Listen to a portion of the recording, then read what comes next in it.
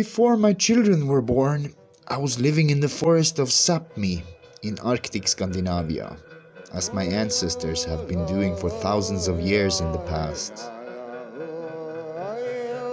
My people have been persecuted by the kings and the church from the south in such way that now in modern times, most of us don't even speak the same language as our great-grandparents.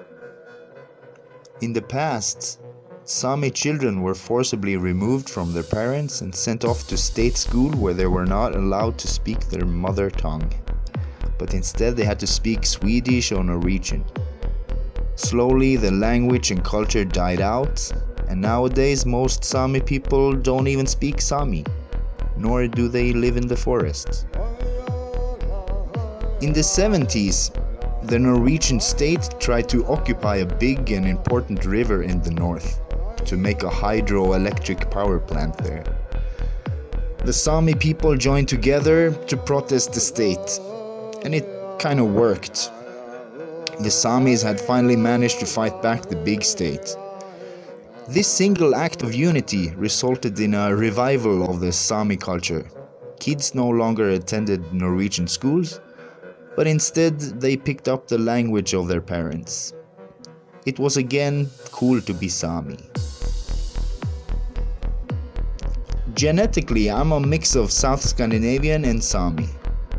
But because of the embarrassing behavior of the Norwegian and Swedish people, and especially the state machine, I'm more proud of my Sami roots. So whenever people ask me where I'm from, I always say Sápmi. To honor my ancestors, I decided in 2004 to move out into the forest. Yeah.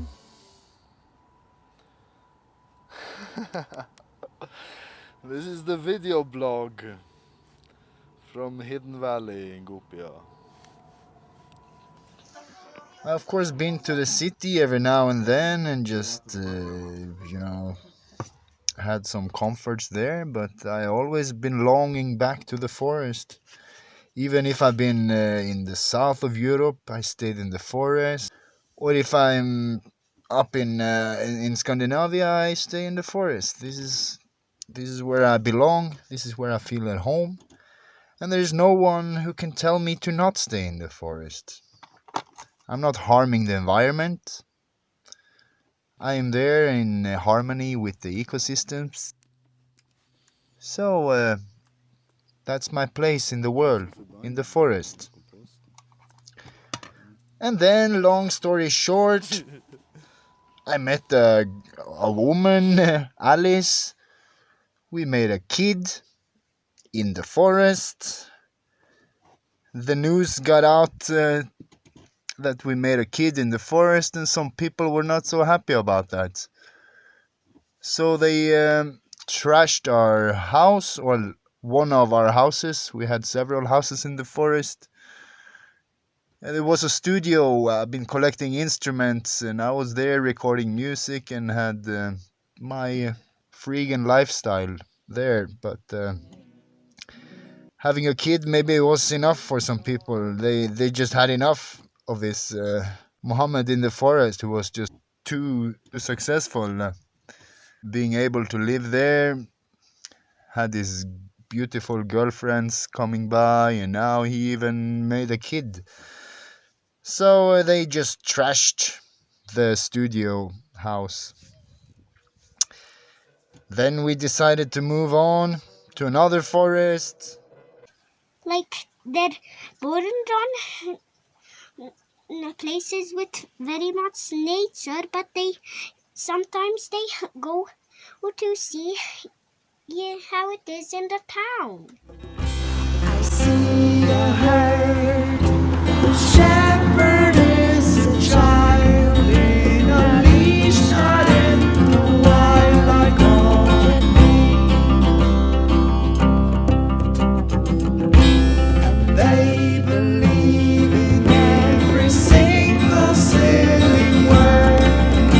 They eat what they get served, and they think they are free.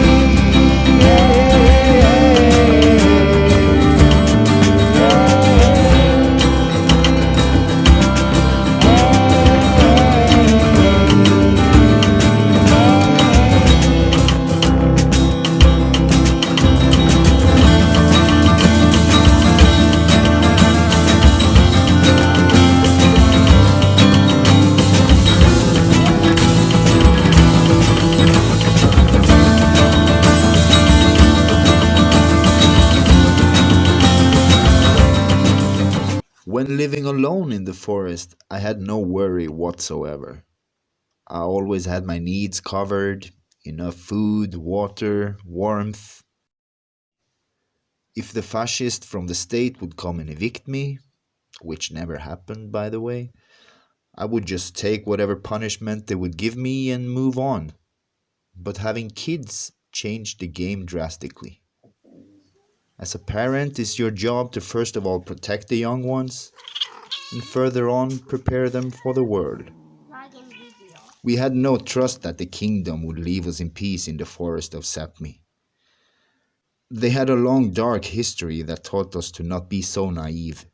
Even if the Sami people nowadays have been given some rights to live in the nature, the kings in the south still try to enforce some sort of control. For example, having a diet that the king don't agree with could be enough to have your kids permanently removed.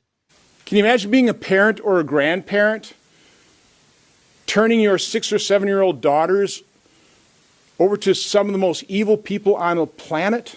Knowing that we were in far better position to raise our kids as conscious, loving human beings than any other state would, we packed whatever important things we could carry and went deeper into the forest than ever before.